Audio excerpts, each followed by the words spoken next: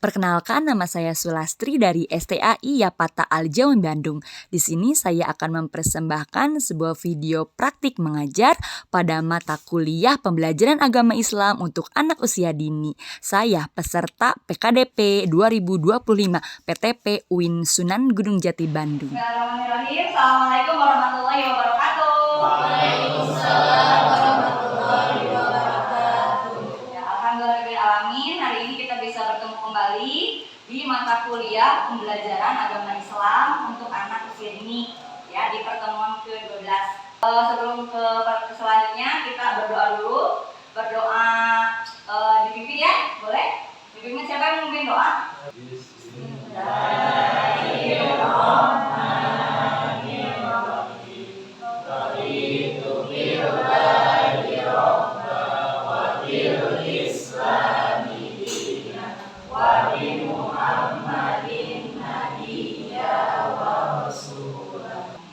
Mudah-mudahan perkuliahan kita hari ini diberi kemudahan, diberi kelancaran, dan diberi ilmu yang bermanfaat. Bagaimana Bapak Ibu kabarnya hari ini? Alhamdulillah, luar biasa. Ketika saya absen, saya mau Bapak Ibu itu menyebutkan nama satu barang yang akan dibawa jika kita piknik ke Pangandaran. Nah, ceritanya aku piknik nih, saya mau piknik ya ke Pangandaran. Saya mau ngajak Bapak Ibu, tapi Bapak Ibu harus bawa barang. Barang apa yang mau dibawa? Pangkos? Mau bawa apa? Buat banderan. Hah? Banderan. Banderman. Oh. Rafli. Ibu. Oh, apa? Karpet Bu. Karpet, oke, tikar ya. Buat santai ya, buat santai. Alan. Kacamata. Oke, kacamata renang, kacamata hitam. Kacamata hitam. Pakai kacamata hitam, oke. Iya.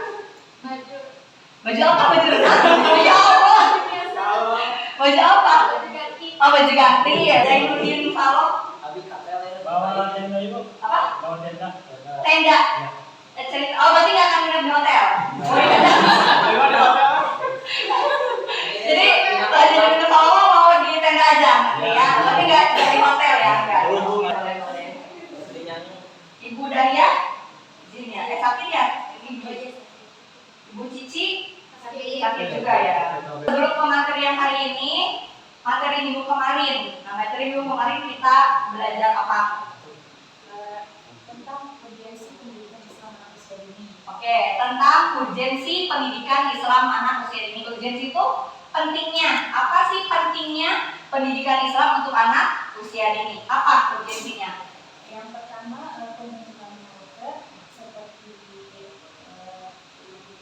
tujuan kesabaran. Yang kedua ada pengembangan spiritual. Untuk pembelajaran kita hari ini, capaian mata kuliah hari ini adalah tentang perkembangannya. Kalau kemarin kan kita pentingnya apa pendidikan Islam untuk anak usia dini. Sekarang tujuan pembelajaran kita, tujuan perkuliahan kita adalah bagaimana perkembangan untuk anak usia dini, gitu ya. Bu, aku kan laki-laki, aku kan nanti gak belajar di TK, di mana dong, gitu ya. Apa pentingnya Pak, Bapak mempelajari perkembangan keagamaan bagi anak?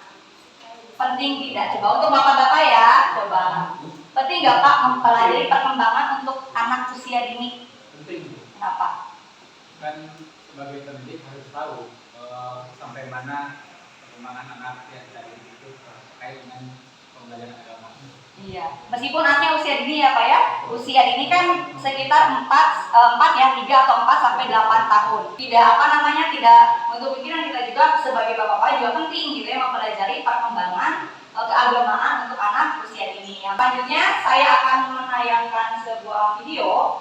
Jadi Bapak Ibu silakan amati dulu videonya. Nanti di situ Bapak Ibu harus mengamati apa permasalahan anak usia dini berkaitan dengan perkembangan keagamaan. Itu ya, disimak dulu video. Bahaya lemes. Kegiatan yang menggunakan jenis kata menimbulkan efek samping pada otak, yaitu dengan air mencetak lelah, karena dipaksa hati. Menurut Dr. Ida Rahmawati SPKJ tentang pengaruh gadget dan internet, dalam pembahasannya, ia mengajak kita melihat dengan perspektif yang bijak, bukan sekedar mencari kesalahan. Meski banyak membantu aktivitas manusia, dampak negatif penggunaan gawai juga masih menjadi perdebatan. Khususnya ketika gawai menjadi alat yang digunakan oleh anak-anak usia dini hingga remaja. Wih, lagi pada main nih. Udah aneh ya, melihat anak-anak sekolah zaman sekarang nih sibuk sama HP-nya sendiri, entah itu main game, nonton video, dan bahkan Bapak-bapak di pojok sana ada yang di tengah, jadi tidak apa, kita kan punya ruangan yang luas ya. Jadi boleh silakan boleh itu silakan diskusinya nggak usah senyap ya. Diskusinya mau sambil apa mau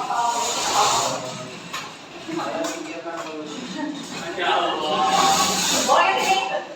Bahayanya ya, yang ini bahaya gadgetnya, boleh dibagi-bagi. Ini misalnya tentang dampak negatifnya, ada tentang solusinya, nah gitu boleh ya. Jadi nggak harus semuanya isu semua tidak. Misalnya bagi-bagi nih, ini 3 orang bagian nyari bahaya gadget. Ada yang dampak positif negatifnya dari gadget, ada juga yang mau solusinya apa gitu ya. Jadi bagi-bagi cara searchingnya, jadi nggak semuanya ini gitu ya.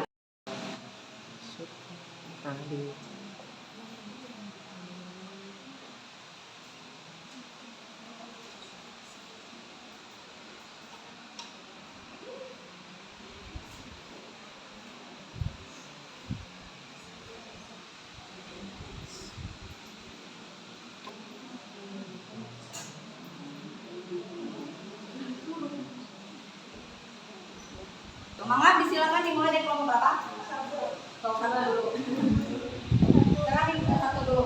Tadi permasalahan umumnya apa, terus dampak identifikasi masalahnya apa? Kalau dia lagi lihat HP. Yang kedua itu anak tidak sopan pada gurunya. Kan banyak video-video yang beredar itu kayak tiktokan sama guru. Pendidikan dan bidang parenting, di mana pada zaman sekarang banyak anak yang lebih mengetahui tentang apa itu gadget dan seputarnya.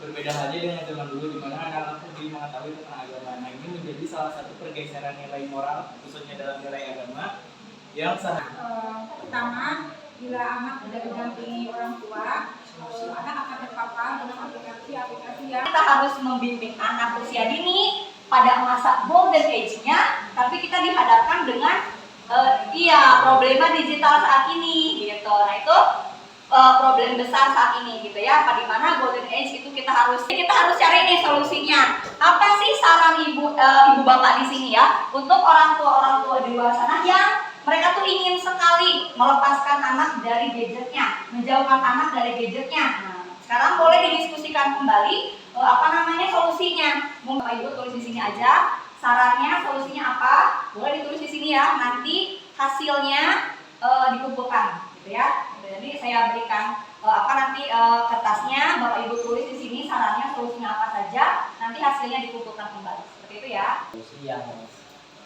kita ajukan diantaranya ketika anak mampu mengurangi dalam bermain gadget, kita bisa mampu memberikan mereka sebuah pilihan seperti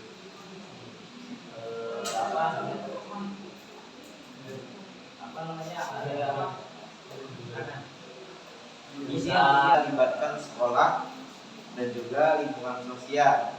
Salah satu programnya adalah bagaimana sekolah membuat kebijakan mengatur jam penggunaan gadget di rumah. Nah, dan itu tentunya ada kerjasama antara pihak guru, sekolah dan orang tua di rumah. Kalau di rumah, nah itu dia kan yang orang tua sulit tuh. Nah, seperti itu ya. Ya baik, jadi karena orang tuanya yang kurang peduli terhadap anak. betul. yang pertama yaitu yang hubungan emosional antara anak dan sendiri atau semuanya secara terbuka mereka memecahkan masalah begitu. Iya, Jadi secara emosional. emosi ya. Berarti bangun ikatan emosional gitu ya dengan anak. Tidak hanya guru dengan siswa. Kita dapat menerapkan pola pengasuhan dari zaman dulu. Orang tua zaman dulu kan itu gak bisa menyelesaikan pekerjaan rumah dengan baik ya. Pada saat itu bapak berolahraga seperti sepeda. Anak tidak makan di rumah. Nah, iya, berarti berkegiatan di luar rumah ya. Ajak anak berkegiatan di luar rumah. Kalau misalnya tadi udah, terima kasih untuk kelompok 2, berikan tepuk tangan untuk kelompok 2. Salah satu solusinya itu dengan menjadi contoh yang baik untuk anak. Jangan orang tua juga atau orang sekitar juga jangan keseringan bermain HP, bermain gadget di depan anak, dan jika pun bermain gadget harus dengan sewajarnya. Terus ada solusi yang kedua juga dengan mengawasi dan membatasi waktu bermain gadget anak. Berinteraksi dengan teman-temannya, dengan teman-teman sebayanya. Misalnya bisa bermain sepeda, bermain layang-layang, atau sama kita tuh ajaklah sekali-kali kita anak bawa ke dapur, kita ajak masak atau kita ajak bersih-bersih, atau kita bisa jalan pagi, lari pagi bersama. Yang backlog, sebenarnya backlog. Namanya pecle, nah gitu ya. Jadi mungkin itu kreativitas yang harus orang tua saat ini apa ya? Betul gitu. Nah gitu ya, harus apa ya? Harus dikembangkan kembali. Apa namanya? Penglihatan kabur, Iya, kerusakan mata. Iya, kerusakan munculnya kerusakan mata atau menjadi penglihatannya tidak Ya benar. Ya berarti informasikan tentang dampak-dampak negatif kalau kita terlalu sering bermain HP atau gadget gitu ya. Terima kasih kalau satu, berikan aplaus semuanya untuk kelompok 1. Terima kasih banyak. Silakan kembali ke tempat duduknya masing-masing. Boleh diatur seperti tadi ya tempat duduknya. Silakan kembali. Udah bisa berpikir ini kan dosa, ini nggak boleh dibawa nggak ya? Nah itu kalau anak yang memang dasarnya jujur, dia pasti oh nggak boleh gitu. Tapi kalau emang udah tahu bohong, nggak apa-apa deh, nggak ada siapa-siapa, aku ambil aja gitu ya. Kemudian pas diambil, ini siapa ya yang ngambil uang ibu, nggak ada? Mau tahu bu. Nah tahap itu anak udah bisa, karena dia udah bisa berpikir di situ, gitu ya, udah bisa berpikir, menganalisis. Kalau ngambil uang, boleh nggak ya? Oh nggak boleh, nanti gini, nanti itu. Anak yang jujur, dia pasti meninggalkan. Tapi kalau emang udah ada apa ya rasa bohongnya, anak udah mulai coba-coba. Nggak ada siapa-siapa, mamanya lagi keluar, bawa aja. Pas mamanya nanya, ini di mana nih uangnya? Gak tahu, aku nggak lihat, padahal diambil gitu ya. Nah itu anak udah pada saatnya hati-hati, harus diperhatikan anak tahap ini karena sudah bisa menganalisis kejujuran bagus, internal yang tidak bagus ya belum tentu jadi tidak bagus, karena semua tergantung pada apa?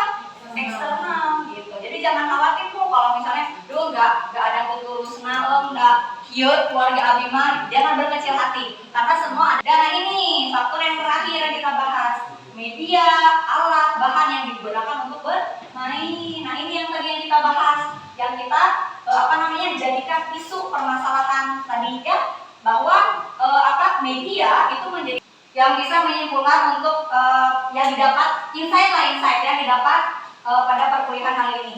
Jadi apa kesimpulannya Pak hari ini? Yang didapat, bolehlah kesimpulan atau insight gitu ya, yang didapat pada pembelajaran hari ini. Ya agamanya apa, ya ibadah itu apa, Islam itu apa, sampai Nabi pun mereka tidak tahu itu musibah yang terbesar bagi kita orang tua. Kalau anak-anaknya seperti itu pasti mereka akan.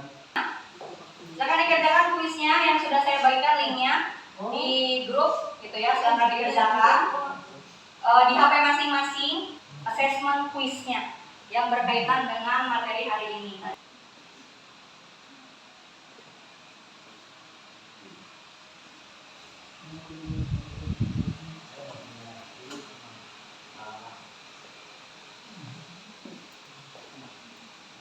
Gampang kan?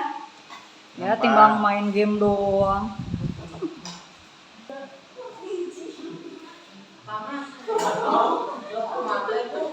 Apa? Oh iya, itu ada nyawanya. Ada 3 tuh, di atas ada hati 3, jadi jangan sampai salah 3 kali ya. Oke baik Bapak Ibu, terima kasih untuk pembelajaran hari ini. Kita cukupkan sekian. Jangan lupa untuk pertemuan minggu depan materinya adalah model dan metode pembelajaran PRI ya. Gitu. Jadi tugasnya untuk Bapak Ibu jangan lupa baca dulu, boleh buku, boleh jurnal, boleh apa gitu ya. Silakan kita baca materi tentang model dan metode strategi pembelajaran agama Islam untuk anak usia dini ya. Baik, sebelum kita bubar gitu ya, kita tutup dengan doa bersama-sama. Asyhadu an la ilaha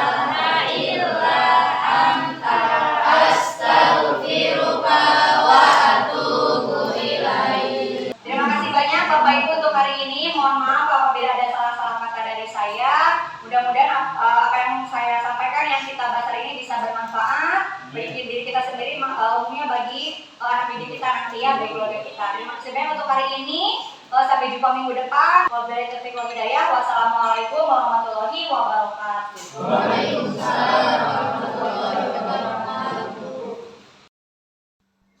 Berikut tampilan asesmen digital berupa teknik live quiz dengan menggunakan Wordwall.